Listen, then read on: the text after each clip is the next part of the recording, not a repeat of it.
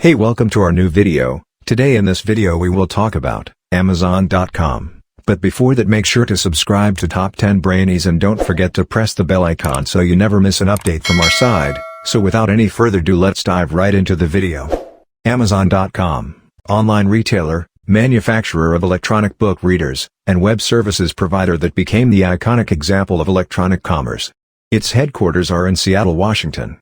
Amazon.com is a vast internet-based enterprise that sells books, music, movies, housewares, electronics, toys, and many other goods, either directly or as the middleman between other retailers and Amazon. Its web services business includes renting data storage and computing resources, so-called cloud computing, over the internet.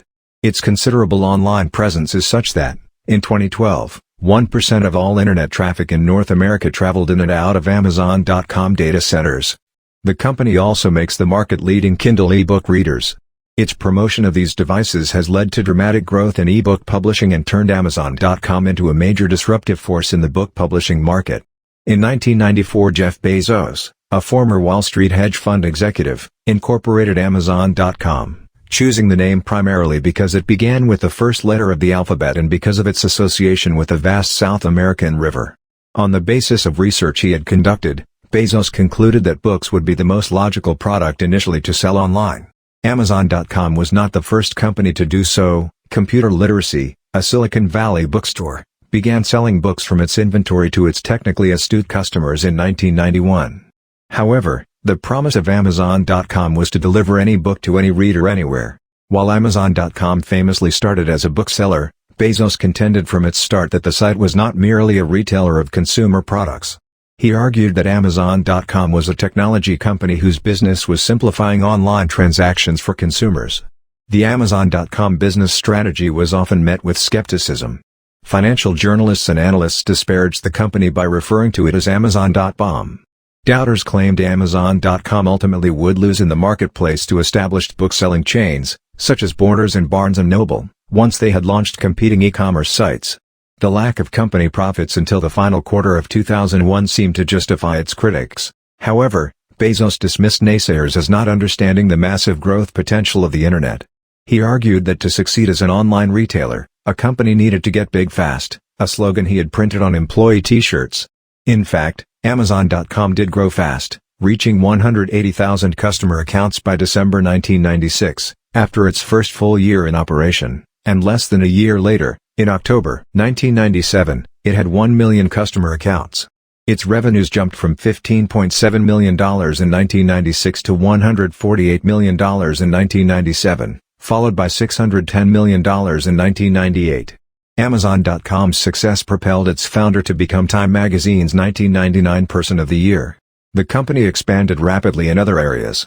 Its Associates program, where other websites could offer merchandise for sale and Amazon.com would fill the order and pay a commission, grew from one such site in 1996 to more than 350,000 by 1999.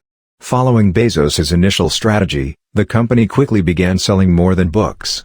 Music and video sales started in 1998. That same year it began international operations with the acquisition of online booksellers in the United Kingdom and Germany.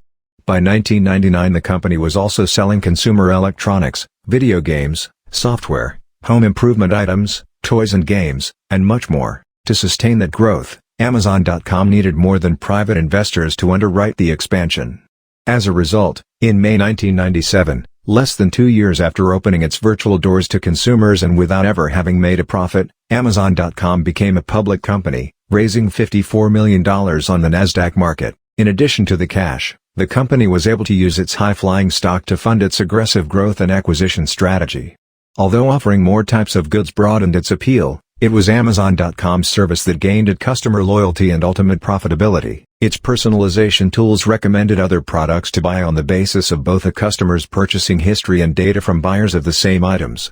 Its publishing of customer reviews of products fostered a community of consumers who helped each other find everything from the right book to the best blender. Beyond retailing, as noted above, Bezos claimed that Amazon.com was not a retailer but a technology company. To underscore the point, in 2002 the company launched Amazon Web Services, AWS, which initially offered data on internet traffic patterns, website popularity, and other statistics for developers and marketers. In 2006 the company expanded its AWS portfolio with its Elastic Compute Cloud, EC2, which rents out computer processing power in smaller large increments. That same year, the Simple Storage Service, S3, which rents data storage over the Internet, became available. S3 and EC2 quickly succeeded and helped popularize the idea that companies and individuals do not need to own computing resources. They can rent them as needed over the Internet, or in the cloud. For example, in 2007, soon after launch, the S3 service contained more than 10 billion objects, or files. 5 years later, it held more than 905 billion. AWS is even used by Amazon.com's rivals, such as Netflix, which uses both S3 and EC2 for its competing video streaming service. When Bezos founded Amazon.com, the strategy was to not carry any inventory. However, in order to achieve more control over deliveries, in 1997 the company began holding inventory in its warehouses. In 2000 the company started a service that lets small companies and individuals sell their products through Amazon.com. And by 2006 it had started its Fulfillment by Amazon service that managed the inventory of such business. Its growing inventory management business spurred its $775 million purchase in 2012 of Kiva Systems, a robotics company whose devices automate inventory fulfillment duties. Nevertheless, despite having branched out well beyond online retailing, the bulk of the company's revenues continues to come through selling products online, though its most profitable division remains AWS, and that is where much of its investment has been targeted. Over the years it has acquired or invested in many online retailers, such as the shoe seller Zappos. The Kindle shakes up publishing. In 2007 Amazon.com began to sell its own Kindle e-readers, which helped energize the e-book market.